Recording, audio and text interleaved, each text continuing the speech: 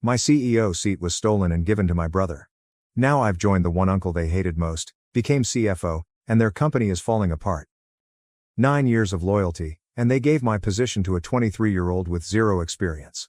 So I joined the one man they hated most, and I'm taking their team with me. Hello, I'm a 30-year-old lady who was just cut off by my family since I left the family business and went against my uncle, who is retiring this year. I'm here to ask if I'm in the wrong. So, for perspective, my father, who would have been 63 this year, had 2 younger brothers, Blake and George, 59 and 56 years old, and they had all inherited my grandfather's real estate firm. He had thought that the 3 brothers would operate the establishment as co-owners, and everything would be okay. But 6 years after my grandfather retired, my uncle George decided to leave the firm and start his own business. He was also cut off from his family because no one approved his decision to compete with his own brothers in business. So, for the past 16 years, no one in the family has spoken to him, nor have they acknowledged his existence. They pretend he was never a member of the family at all. I had learned to do the same thing. Anyway, my father passed away 3 years ago from bilateral kidney failure. His health had already deteriorated prior to the incident, and he had been teaching me to take over in case he became bedridden. Obviously, no one expected him to die, but it was fortunate that I was prepared to step into his shoes and take on his responsibilities at the company. I hadn't only been doing his work and assisting my uncle Blake in running the company for the past 3 years. In fact, since graduating from business school, I had been working with my father and uncle to learn the ropes in the hopes of someday becoming a partner in the firm.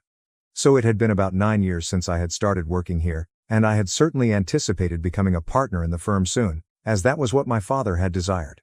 However, around 10 days ago, I learned that my uncle had decided to make his son a partner, leaving me as the CFO.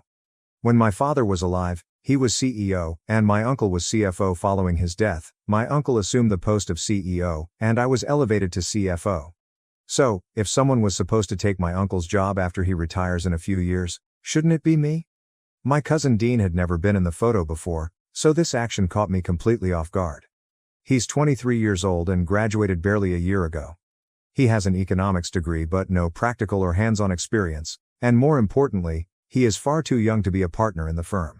He has not paid his dues, and I am confident that he does not deserve it any more than I do. So, naturally, I was really unhappy when I learned about this. I didn't even find out from my uncle directly. It was my mother who told me that she had just learned from Dean's mother that I had turned down the opportunity to be a partner in the firm, and that my uncle was now offering it to Dean. When my mother told me about it, I immediately phoned my uncle because we hadn't discussed it before, and I assumed it was a joke. However, when we spoke on the phone, he told me that he was seriously considering making Dean the CEO of the company and a partner in the firm because he was retiring in a few months. I was astonished, and I reminded him that Dean had never worked before. He'd spent the last year figuring himself out and exploring, so he was unskilled and unqualified for the job. And then my uncle told me that presumably, this is where I come in, because since I'll be mentoring him, he won't have anything to worry about. So it is not as if I am no longer needed in the organization. He still needs me to handle everything until Dean adjusts, and I will continue to serve as the company's chief financial officer. But I wasn't okay with it. I informed him that I had worked really hard over the last 9 years and deserved the recognition that I was due. Dean did not deserve this position, and I made it known that I was dissatisfied with the choice. So, if he decided to make Dean a partner in the firm and CEO, I would stand down from my position and leave the company as well. My uncle tried to tell me that I was overreacting, that he was only doing this to protect Dean's future, and that he would not settle for anything less than the position of CEO. He didn't want to leave the firm as my uncle George did, so this was his only alternative, and he wanted me to understand. He even tried to reassure me by claiming that Dean would only be the company's nominal CEO, but I would be in charge, and he knew Dean would respect me. I attempted to bargain with him. I told him I was willing to compromise for my position as CFO, but I wanted him to make me a partner in the company. And he stated he wasn't sure if he could do it since he needed to talk to Dean first. But I didn't care. I'd put in the effort, and I wanted to be CEO and partner, or even simply a partner. So he could do it or I'd leave. It was an ultimatum. When my uncle and I got into a debate over this, he eventually informed me that we lived in a free nation, so I could do whatever I wanted. But his mind was already made up. He had also addressed this with the board members, and he planned to make his announcement within the next few days. His mind was set up, and I had 2 options. Cope with it or leave as I had promised. It was a difficult day for me to find out where I stood with my uncle, because I had always assumed we had a wonderful connection. But plainly, when it came to our working connection, I had misjudged our closeness. It's not surprising either. Dean has always been privileged, so I'm not surprised that my uncle selected him over me.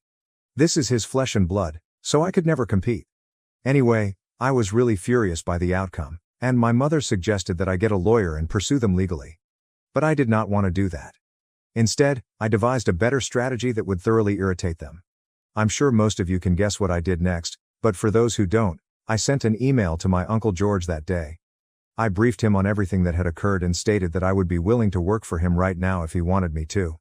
I didn't want to sit around and mope over what I had lost. The only thing on my mind right now was getting back at my uncle, so I didn't think twice about contacting Uncle George. He responded to me within 24 hours.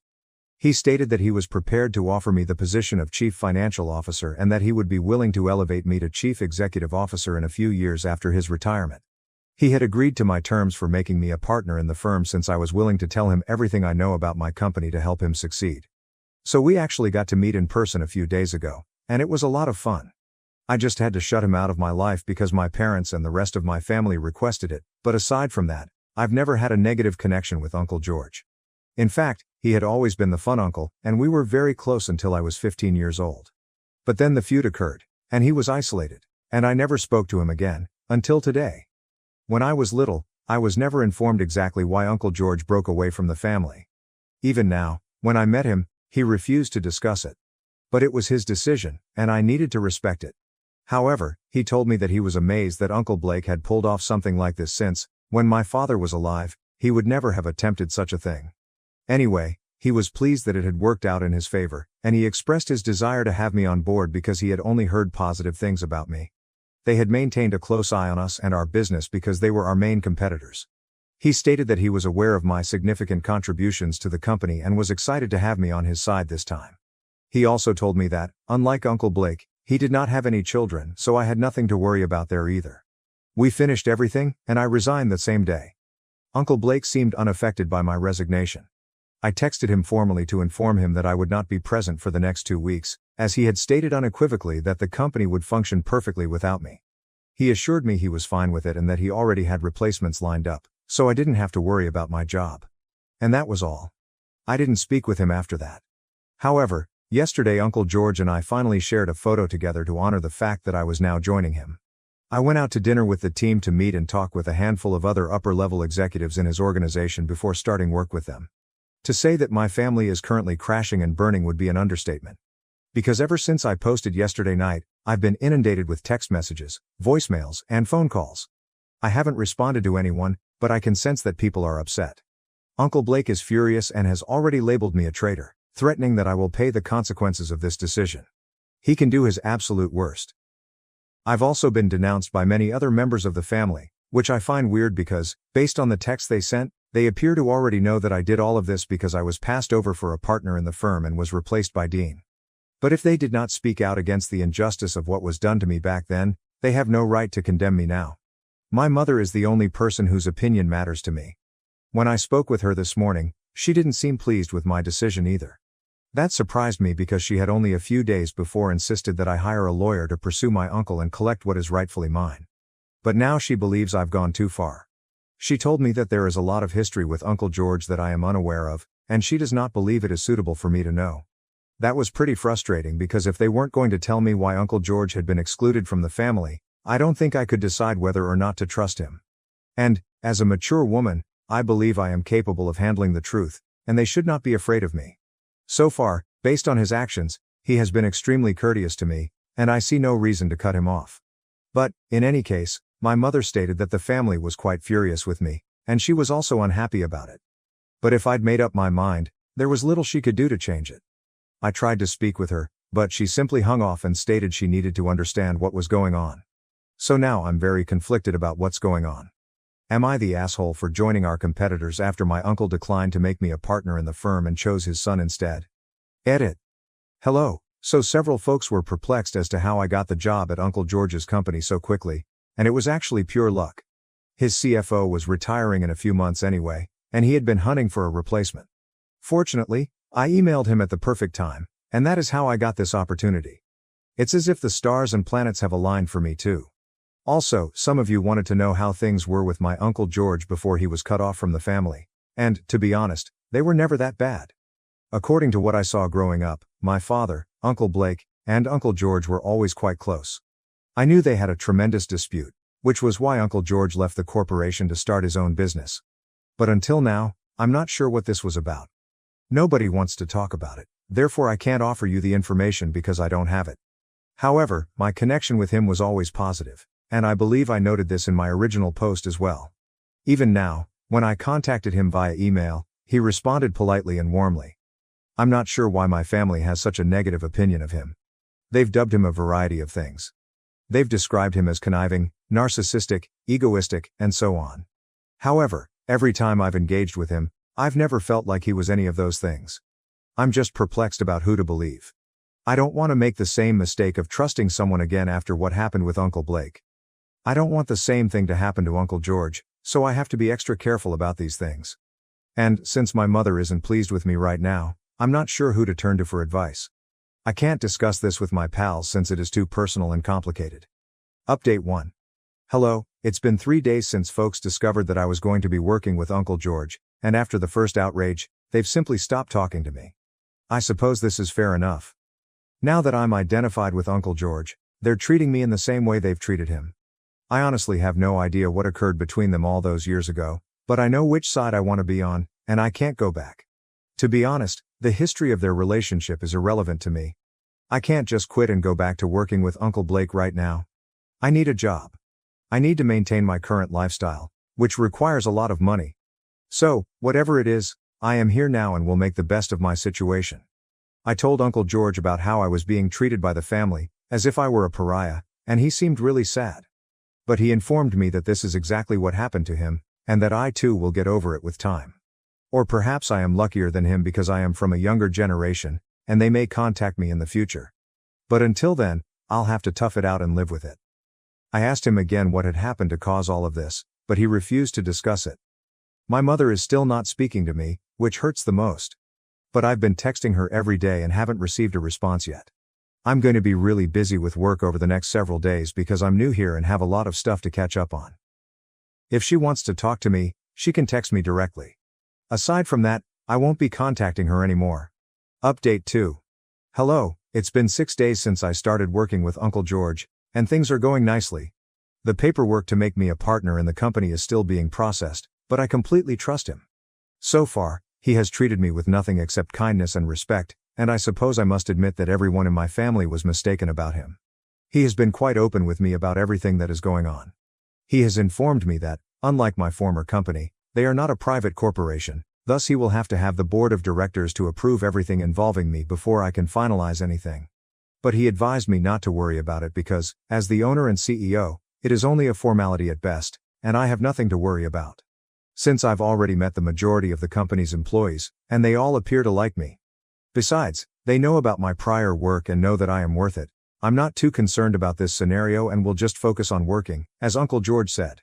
So things are going nicely at work for me. But, to be honest, my personal life is a complete mess right now. My mother and I haven't spoken since that last discussion, and I'm not sure how many days have passed since then. I've been so lonely. Nobody else in the family has spoken to me either, which is difficult. But I am simply trying to deal with it. I still have a few friends from Uncle Blake's company, and they have kept me up to date on what is going on. They apparently publicized that I had left them, but they did not mention that I had departed to work with Uncle George, most likely because it would reflect poorly on the company if someone in my position quit to work for their direct competitors. They also announced that Dean would take over as CEO in a few months once Uncle Blake retired, and that he would become a partner in the corporation. They're throwing a work party in his honor in a few days. The CFO post, which was vacant when I departed, is being filled by one of the workers who had always had subordination issues with me. They probably did it on purpose simply to irritate me. It just made me sorry for them. If that employee had problems with me, I'm confident she will have problems with them in the future as well. But that's their problem today. Anyway, I met with my coworkers and told them that they were welcome to join me and Uncle George now that we could offer them higher pay. Ultimately, it is up to them, but I can see that some of them are eager to work with me because they are concerned about the company's current changes. They believe it is preferable for them to stop while they are ahead. So I've made the offer. Let's see who accepts. Update 3. Hey, it's been over a month since I started working with Uncle George, and things have been going wonderfully. I am now officially the CFO and a partner in the firm. I'm really pleased with it, and even though my mother is still not speaking to me, I believe I've moved on. Another piece of good news is that some of my pals from my old employer have quit their jobs and applied here to work with me, which Uncle George is thrilled with. This move, however, has irritated Uncle Blake even more. He showed up at my house with Dean a few days earlier, after nearly 4 employees had quit to join us. I had just returned home when they began ringing the doorbell, and when I realized it was them, I chatted with them over the intercom. I told them to leave because I didn't want to discuss anything with them. I knew they were here to discuss the fact that I had spoken with a couple of employees and persuaded them to join me. But I assured them that I had not pushed or compelled anyone to do anything. They had made this decision on their own, and I knew they were looking for an excuse to blame me, but even they saw that it was not my fault. Uncle Blake was out of control, and he began yelling at me from outside the door, claiming that I was poaching staff from them, which was simply unfair, and that he would take legal action against me for influencing his employees. I'm quite sure that's not grounds for a lawsuit, but I just let him scream himself hoarse because I knew there was no use in saying anything to him if he couldn't hear me. When he finally appeared to run out of steam, I informed him that I needed him to leave because otherwise they would force my hand and call the cops. And already, so many people were leaving the company. I'm quite sure they didn't want additional people to go because they appeared to be mentally ill. When I said that, Dean suddenly spoke out, saying that this was not the way to treat someone who had been there for me for so long after my father died. He labeled me insensitive and selfish, claiming that I had no regard for what his father had done for my family. I considered the entire thing arrogant and absurd. I told him that I appreciated Uncle Blake as much as he did me. I also told him that my father had worked very hard to get this firm to where it is now, and that following his death, I had worked very hard as well. Dean was the only person who had never done anything, thus he had no right to speak up about this. At the very least, Uncle Blake was deserving of his current position. But Dean only obtained his job as a kind of charity because Uncle Blake didn't want him to leave the company and work somewhere else because it was a family business. Then I went on to tell him exactly what Uncle Blake had said when he told me he was offering Dean the post of CEO since he had begged for it and would not accept anything less. In my original post, I indicated that my uncle told me that the only reason he was offering this position to Dean rather than me was because his son wanted it. And, while knowing that I deserved it more, he wanted to please his son. He also stated that Dean would merely be the nominal leader, while I would actually manage the show. I remembered it clearly, and I told Dean so he knew where he stood with his father, and suddenly there was silence. I heard them bickering softly, and then I heard footsteps as they walked away and drove out of the driveway. So my task was finished. Now the two of them could fight, but at least they'd leave me alone. The next day, I awoke to find that both of them had blocked me, which made me extremely happy. Anyway, things are going better now. I'm sure whatever is going on right now would have made my father very furious, but at least I know it's not my fault. Uncle Blake grew greedy and kicked me out, thus he is to blame for the issue. I'm extremely clear about it now, so no one can try to guilt trip me into doubting myself again. My mother is the one person I still have hope for. I truly hope she comes around eventually, since she and I have always had a terrific relationship, and after my father died, we were even closer. I absolutely miss her every day, and I keep hoping that she will text me someday. But so far, I've had no such luck. At least she hasn't blocked me yet, so perhaps she is keeping the door open. I might contact her if I start missing her too much. But for the time being, I'm still not sure what to do. Update 4. Hello everyone, it's been about 6 months since my previous update, and a lot has changed. For starters, Uncle Blake has officially retired and Dean has taken over the business. So far, he's basically keeping the status quo and doing nothing different. Maybe things may work out for them after all, but it doesn't matter to me. Since then, many former employees have migrated to us, which makes me extremely glad because I get to see a lot of familiar people at my new workplace. My mother and I have yet to speak, but I think I may have figured out why. A few weeks back, I was having dinner and drinks with Uncle George and his wife. After a while, my aunt left the room to relax, and while we were chatting, I finally questioned him. Because I was now very grown up and we were working together, I felt like I really needed to know what had transpired between him and the family that had resulted in him being cut off. He finally told me. Years ago, my mother attempted to initiate an affair with him. She invited him to help her in the kitchen on the day of Thanksgiving dinner, which was hosted at our place. He followed her, having no notion what would happen. But once they were alone in the kitchen, she informed him she wanted to take things a step further with him, and despite being married to my father, her gaze was always drawn to him. He tried to move away from her, But just in time, my father entered the kitchen and spotted the two of them standing so close. My mother freaked out and accused him of attempting to start anything with her. I don't remember this because Dean and I were in our respective rooms. But my father lost his passion and booted him out of the house that day. Later, they informed me that Uncle George had to depart because he had an emergency at work. However, following that day, my mother made up a slew of other stories to cover up the incident so that no one would believe him, including telling Uncle Blake and my father that he had planned to take money from the corporation and establish his own business. My father and Uncle Blake confronted him about this later, telling him that if he would not move aside on his own, they would ruin his life. So he decided to leave the corporation and launch his own business. Since then, he has had no contact with his family. After learning about all of this, I thought it was best for me to follow in his footsteps and avoid my family as well. It was heartbreaking to learn about my mother, but it is what it is. I accepted the facts, and this is now my life. Thanks for watching and sticking around till the end. If you enjoyed these stories, make sure to subscribe and hit the bell so you don't miss the next drama-filled episode. I funded my brother's college for 4 years, but he mocked me to my face. So I shut down every account, and watched him panic. I am 31 years old and have been my family's unseen safety net for the most of the past 10 years. Someone had to step up after my dad fell into a debt hole, and missed mortgage payments after losing his job during the 2008 crisis. At 22, I was that someone. I was sending money home while most of my pals were trekking throughout Europe or squandering their paychecks on expensive cocktails and concerts. It was just groceries at the start. The mortgage followed. Next came the tuition for my younger brother Jake, the cheerleading fees for my sister Rosalind, and my mother's monthly allowance, as she liked to refer to it, even though it had nothing to do with the month. "Short this week, can you help?" she would text, and I would arrange for it. Nobody inquired as to whether I had enough for myself. Nobody expressed gratitude.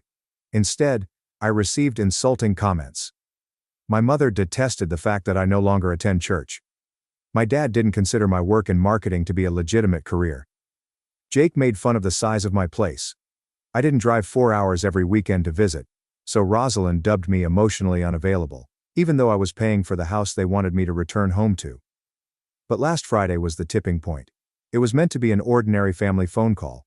I was discussing Rosalind's fall tuition, and the fact that my landlord had increased my rent once more on Zoom. I gently hinted that I might have to reduce the amount of help. "You know what? We don't want to see your face anymore." Mom leaned in at that point and hung up. Uncertain of what had just transpired, I gazed at my computer. My text message to her bounced. Blocked. I then looked at my email. Silence on the radio. Dad didn't respond. Neither Rosalind nor Jake responded. As if I were an alien who had let them down, they had closed ranks. I ought to have sobbed or screamed. I felt cold instead. Unambiguous. I went to work after writing one final message which read, "You won't see my money either." Not at work, but at cutting off all of the financial support I had established for them. When you're the one pulling the strings, it's odd how easily things can fall apart. "You won't see my money either," I texted that morning, and then I sat down at my kitchen table with my laptop and a cup of coffee. I wasn't rushing, for once. No rushing around with bank transfers. No figuring out in my head how much money I would have left over for groceries once everyone else had received their share. Just silence, the worthy kind of silence. The mortgage comes first. The payments came from me, even though my name wasn't on the deed. Like clockwork, a recurrent transfer was established years ago. 2 clicks were used to cancel. I verified it over the phone with the bank. I will no longer be sending money to their house from my account. Then there was Mom's joint account, which she utilized like a vending machine. I would arrange it up to allow her some independence and self-respect. She was able to treat me like an ATM more easily as a result. After draining the account, I closed it entirely. Upon being prompted to provide the reason by the bank agent, I hesitated for a moment before typing. Abuse of trust. The tuition payments followed. My email was still connected to Jake's college site. I canceled the saved payment method after logging in. It felt nice, so I even placed a note under billing contacts that read, "No longer financially responsible. The utilities are gone. Account for grocery delivery, canceled." Even so, There was a moment of awkward silence when I called the landlord of their rental home and stated, "Hey, I won't be covering the rent anymore. You'll want to speak directly with the tenants from now on." His next words were, "Understood."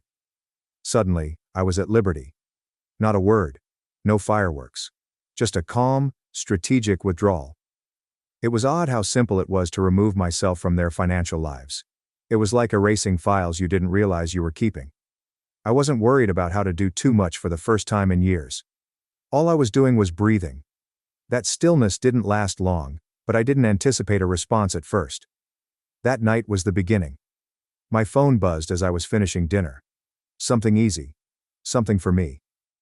Unknown figure. I let the voicemail go. Then one more. Then 2 consecutive texts. Jake's tuition was unsuccessful. Mom is going crazy. Give her a call. No names. Don't say hello, only demands. As if nothing had altered. The third message was from a completely different number. As soon as I opened it, I knew the tone. Teresa, my aunt, was there. She must have been lured in by Mom.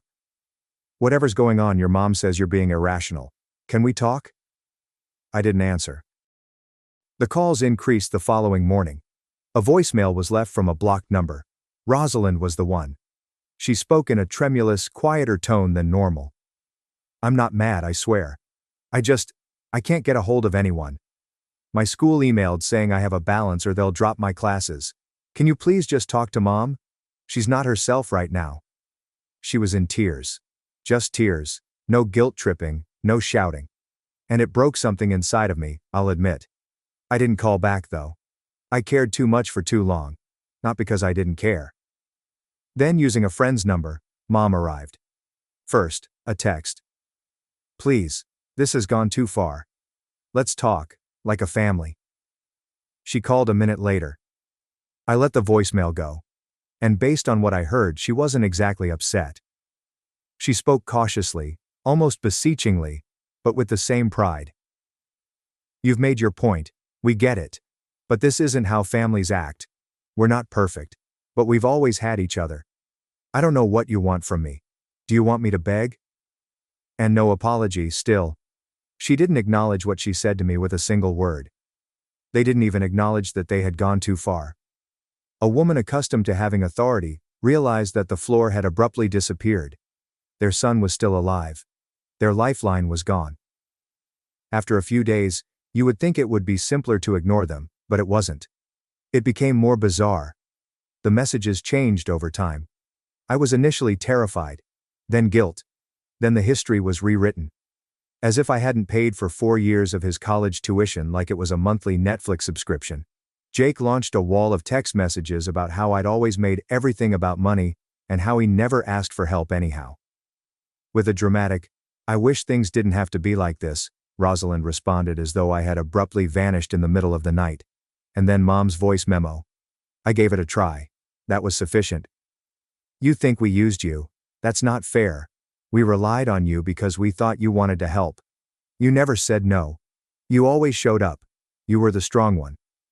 She was correct, in the manner I'd always appeared, so that bit really got to me. Strength, however, is limited. It has become old. It deteriorates. Additionally, it's not family when people only ever support you after the checks stop coming in. A transaction, that is. I thus totally ignored them. The new numbers were blocked. All significant accounts have been moved to private. With one silent tap, I exited the family group chat. About it, I didn't post. I refrained from venting. I didn't strike back. I simply disappeared from their ledger. It's funny how quickly someone loses visibility when their name doesn't have a $sign next to it. The calls decreased at the end of the week. Silence crept in between the texts. They left a hole that didn't feel like a loss. It had the feel of vastness. Space to breathe. Space to reflect. There is space to envision a life free from obligations. I recognized then that I wasn't done giving them money. I had finished introducing myself. I slept in the morning after blocking the final number. The "no one needs anything from me" kind of way, not the indulgent, lazy kind. No phone that vibrates. No bank notifications. By Friday there was no mental inventory of who required what. Only the sound of my own breathing and the sun on my face. I brewed actual coffee. Not the instant crap I had been consuming to help pay my home electricity bill. As I sat at my kitchen table, I came to an almost ridiculous realization. I now own this money. I then turned on my laptop. I looked at my balance and opened my budgeting app, which I used to regard like a war report. I then began enumerating everything I had consistently said someday to. I'm going to travel someday. I'll start my own company someday. I'll invest in myself someday. Abruptly, someday it became today.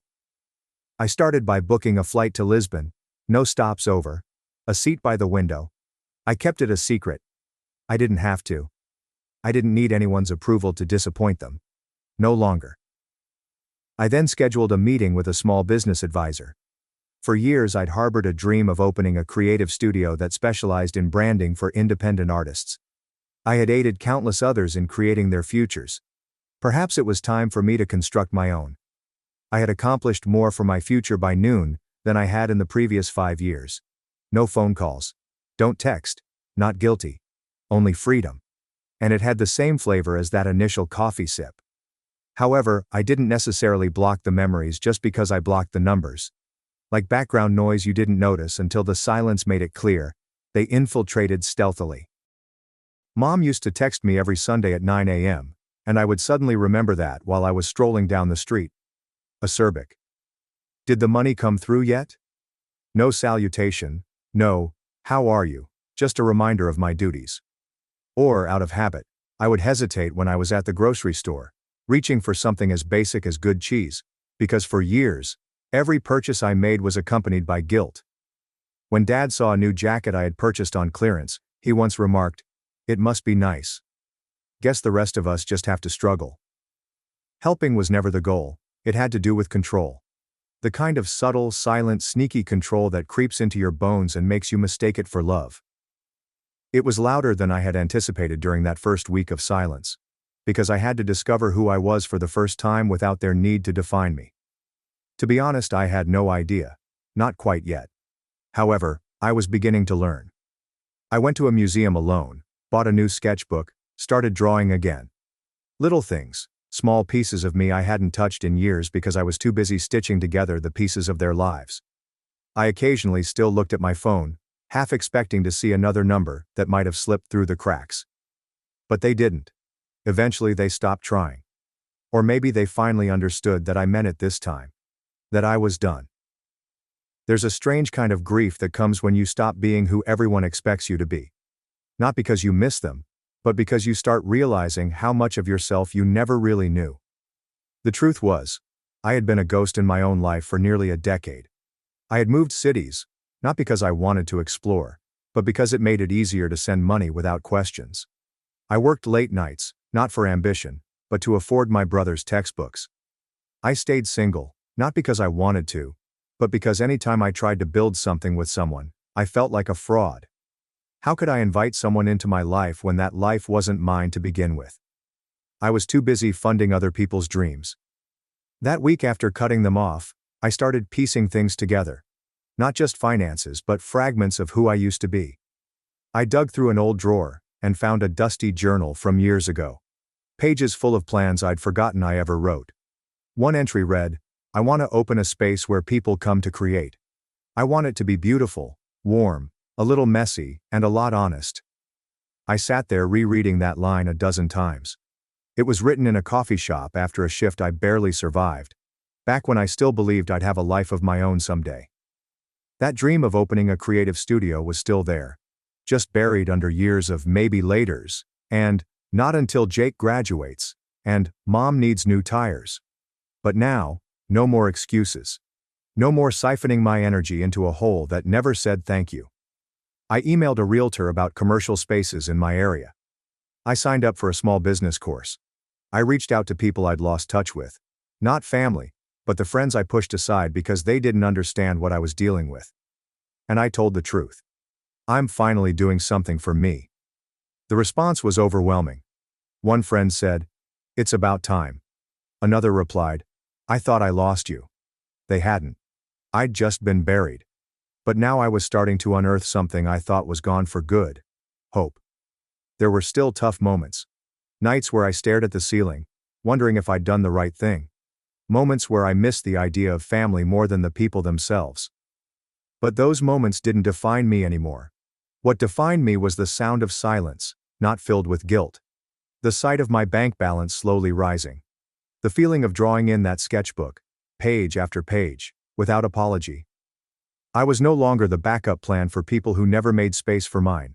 I have my own plan now. The silence lasted about 2 weeks. Then they tried again. But not directly this time. It was softer, more calculated. The kind of manipulation that's dressed up in concern and stitched together with nostalgia. A message came through Instagram. A cousin I hadn't spoken to in years. "Hey, just checking in. Your mom says you haven't been around much. She's worried. Is everything okay?" I looked at it for a while. The phrase was so careful. Haven't been around, not cut them off. Not after everything they said.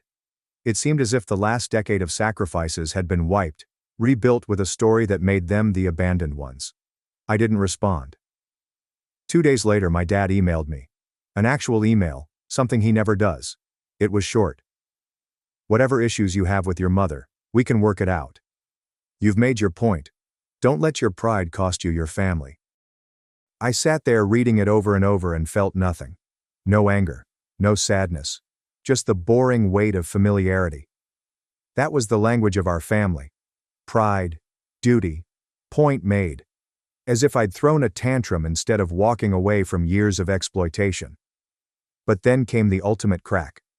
Rosalind. Her voicemail was left. No showmanship this time. Only her voice, tired and subdued. "I know you think we used you. Maybe we did. I don't know. I'm not mad. I'm just tired. I didn't ask for this. None of us did." But she was mistaken there. They expected, even if they didn't ask directly. I was expected to arrive, pay, be modest, and remain silent. They were at a loss for what to do when I didn't. Because my obedience had been their solace for years. Their safety net. My sacrifice. They weren't mourning anyone now that it was gone. They were mourning a breadwinner. I believe they secretly understood they had lost me, because I had finally realized the truth. Not because they were harsh or angry. I was unable to avoid seeing it. I paid the deposit on a studio space the same week. It had light, despite its flaws. Old floorboards, creaking windows, exposed pipes. In the afternoons, warm, golden light spilled into the back. With a sense of peace I hadn't experienced in years, I signed the lease. I owned this. Not transient, not borrowed, and not dependent on keeping others afloat. The walls were painted by me. White with a single accent of rich green that gave the space a vibrant atmosphere. I arranged a large table with chairs that didn't match. Some art books were donated by a friend. I was assisted by another in hanging shelves. I kept it a secret from everyone. I didn't give a speech or post a grand opening. I simply sat down at my desk, opened the door, and let out a breath. I can still hear their voices in my thoughts on some days. "Why don't you come home more? Your sister needs help with books. You know mom's not good with money. It's not a real career, but at least it pays." Now, however, they echo, far away, helpless. Bending is no longer my style. The wallet in the room isn't me. I'm not the handy phantom people summon when the tuition is due and the refrigerator is empty. I am who I am. And that's finally enough for the first time in my life. That year, spring arrived early. The kind of balmy breeze that fools you into believing the world is kinder than it actually is, and causes the trees to bloom too soon. I saw it as I was on my way back from my studio. My studio. A number you know.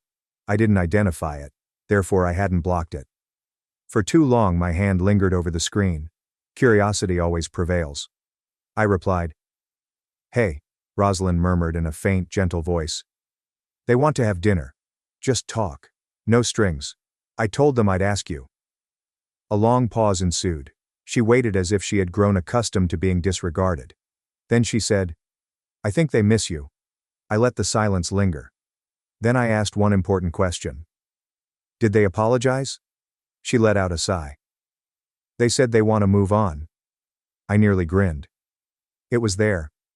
"Sorry, just jump right to the reunion scene and skip the bit when they confess what they did." I'm not coming, I declared. Why not? She asked in a broken voice that was not furious but rather something else. Perhaps confused. I worried that I had always meant it. Because it isn't healing to go on without taking responsibility. Denial is the cause. And that story no longer includes me. Another extended gap ensued. Then she said, I guess I'll see you around then. I didn't respond. We were both aware that she wouldn't. Almost painfully, the next weeks were calm once more. Burner texts are over. No voicemails filled with guilt. No, we must discuss emails. They seem to have finally come to terms with my leaving. Not to cover the expenses. Not to take on their embarrassment. Not to act as though it had all been completed. But rather as if it had just happened. Officially, I was no longer part of their tale. It was also serene.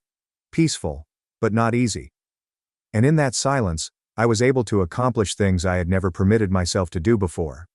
I used my studio to host a workshop. A branding course for creatives in the area.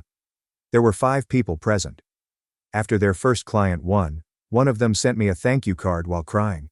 It was pinned on the wall by me. I had dinner with a girl I had not spoken to in years. I didn't think I deserved someone who didn't need me, not because I didn't like her. She asked questions about my artwork as if she genuinely cared about the answers, and she laughed at my crude jokes. I was honest with her. Instead of transferring funds to another person's account, I began saving. I made another travel reservation. Just to explore, not to flee. To survive. Occasionally I would glance at my phone and think, this is how peace feels. Not a lack. Liberty. In retrospect, I have no regrets. I didn't give those years because they showed me how far I would go for love. And not when I stopped, because that's when I realized how far I was prepared to go for myself. Thanks for watching and diving into this wild family drama with me. If you love Reddit family drama, don't forget to subscribe and turn on notifications so you never miss the next one.